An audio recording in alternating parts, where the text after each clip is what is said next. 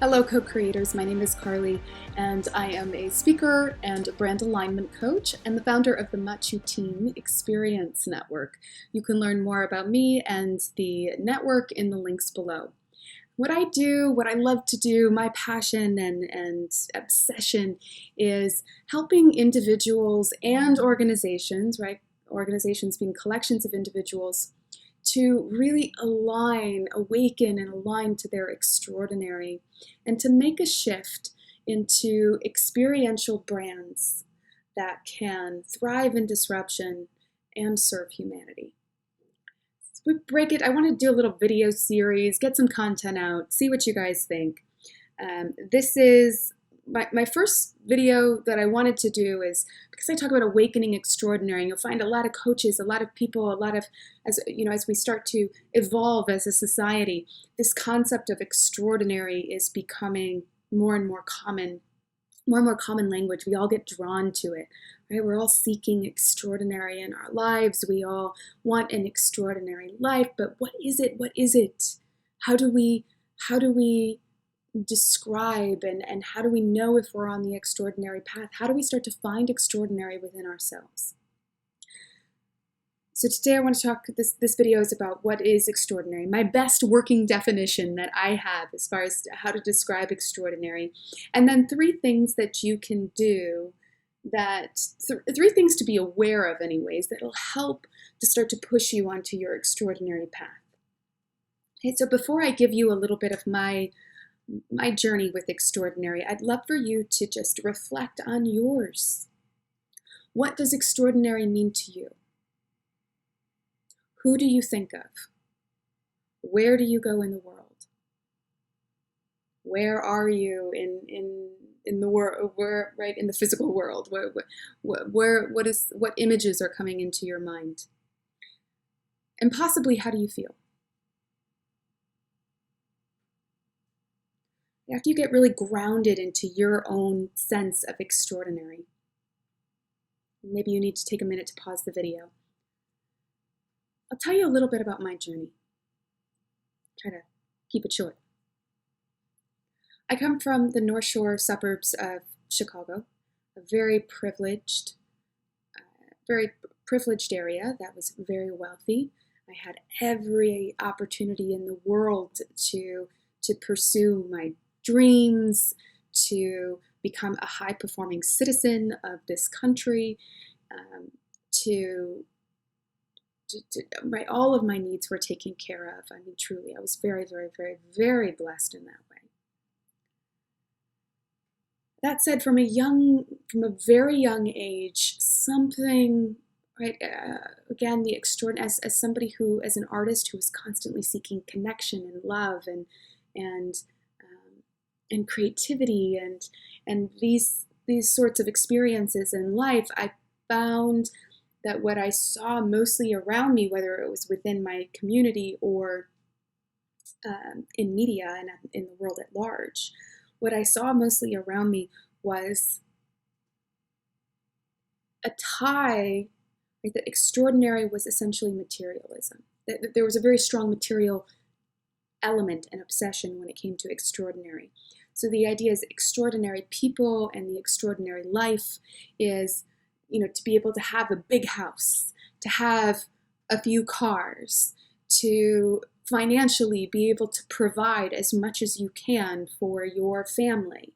And there's nothing wrong with any of this, by the way. These are all important things for us to provide and think about in our lives. But I do think there's a big issue and that we can get a little disconnected in our lives when we start to attach extraordinary to materialism in this way. Now, my parents would probably tell you I really fought against this. I did not like an obsession with wealth from a very young age. I was like, and I was really obsessed with redefining success. Now, what I did get really into, and an extraordinary trap, is that I started to think of extraordinary as excellence. My obsession was less with money. I didn't care if I had a big house or $1 billion in my bank account, but I did care about being really good at what I did. And again, nothing wrong with that when it's truly for us and we're becoming excellent so that we can serve better, right? So that it's not just about us and our ego. But for me, and what I see and what it tends to be, is I want to be excellent because I want the world to tell me how excellent I am. And so we get really obsessed with cultural validation, right? We want that magazine article. We want those trophies. We want to be able to tell people that we're important. That, to a certain degree, is extraordinary. The kind of icky part that we don't like to talk about is that we get really obsessed with being validated by the cultural world, by the outside world. And the last thing that I can kind of see when it comes into extraordinary traps is that extraordinary can kind of have this idea attached to it, this cultural story attached to it that is status. I am better than. Which, right, it's kind of, we see that in wealth. We'll see the crossover between wealth and being excellent at something. This obsession with being better than other people. Extraordinary. In order for me to be extraordinary, you have to be ordinary. Right? I'm special, you're not.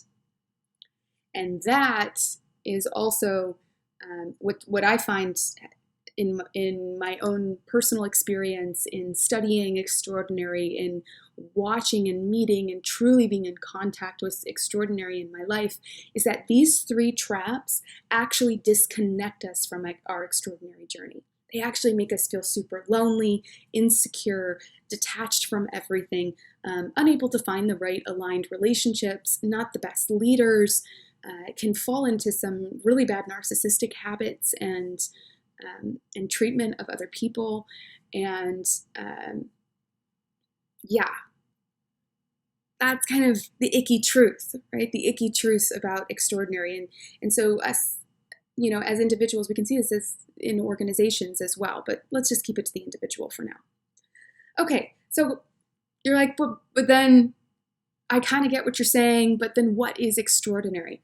Well, here's the best way that I've been able to speak to it lately. And I'd love for you to just kind of hear it, let it sit with you. Maybe it triggers you, but let it kind of sit in your heart and see what it does. What I have found extraordinary to be is our ability to be fully, honestly, and joyfully present in our lives all the time. To be fully, honestly, and joyfully present in our lives all the time. Extraordinary manifests, it looks different, it creatively expresses in a different way on all people. Extraordinary never looks the same, but it feels the same. When we are in our extraordinary, we are in a high level creative flow all the time. We have embraced, we accept, align to, and then step into and improve on our unique fingerprint. What makes people extraordinary is not what they have and what they achieve and how important they are. What makes us extraordinary and allows us to live extraordinary lives is by accepting, aligning, and then honing our unique fingerprint. Each of us is so beautifully unique and has so much to offer to this world. But we have to choose it and then step into it and get better at it. Not just so that we have extraordinary lives, but again, that extraordinary comes in connection, in service to the bigger collective. If you think of a big puzzle, right? You can have this beautiful image, but in order for the puzzle to come together, every single piece has to take its appropriate shape. It has to come into shape. So we can only have this extraordinary puzzle if every single individual aligns, accepts, aligns, and hones their unique puzzle piece. Notice there's no hierarchy. Notice that every single role, every single puzzle piece is important. This is how we start to really come into extraordinary. And we can tap into it by really tapping into that feeling. Okay, now I said I was going to give you three things, three ways three things to think about that can help us to kind of move out of this little bit icky kind of extraordinary that exists in our culturescape right now, and move into our true extraordinary that is going to bring you way more joy and connection and greatness and alignment and leadership and service and all of these things in your life. Right? So the first thing is that we have to let go of this other stuff. Okay, I'm naming these three things, but I am in no way saying that any of this is easy, which is why this channel exists, which is why this community exists, which is why we're speaking to these topics, because this is not something that just happens overnight because all of a sudden I know it, right? You can know something, doesn't mean you do anything about it, right? But letting go of these other definitions of extraordinary is the first step. If we can't do that, and it's an ongoing process, because you will be surrounded by it all the time, but you cannot truly be your extraordinary if you are trying to keep up with the Joneses or get locked into these other traps. Okay. Second, aligning to our own uniqueness and exploring our joy and our creativity and our service. So the second way that we start to awaken our extraordinary is that we get to know who we are. Who are you? What extraordinary do you have? Who are you? What lights your fire? What are you passionate about? How do you like to serve people? We all serve in different ways. What kind of schedule supports you at your optimal level? What does health look like for you? What sort of relationships make you feel more empowered and excited about your life? This is the kind of self-work, self-awareness, and self-exploration that we have to do in order for us to really get in touch with our extraordinary and bring it into the world.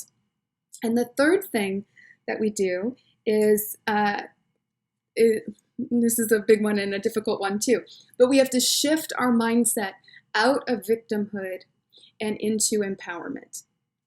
Right? I've been spending a good amount of time researching and again watching myself go through certain evolutions lately, and you are never a victim.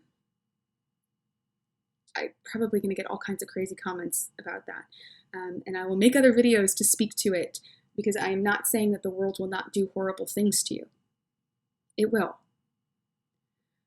And I'm not saying that the work environment isn't perfect and that, but a victim mindset never helps us.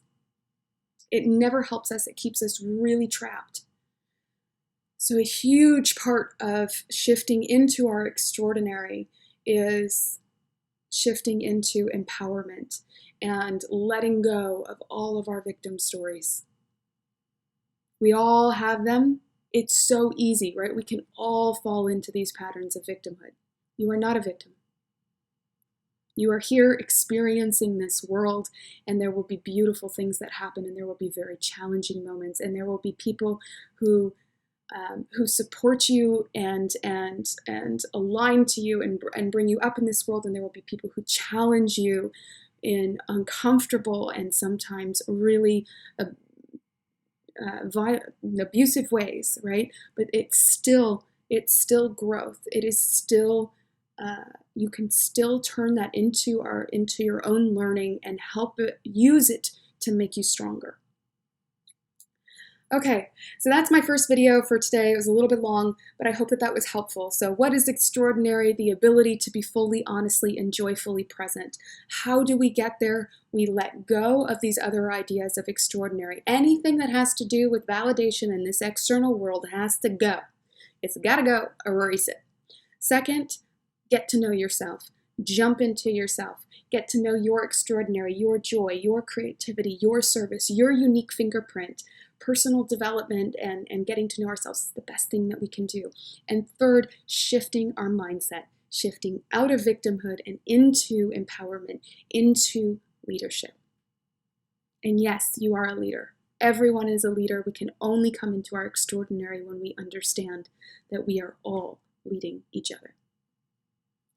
Much love to you all. I will see you on the next video, and look forward to hearing your comments and feedback in the comments below as you would like to share.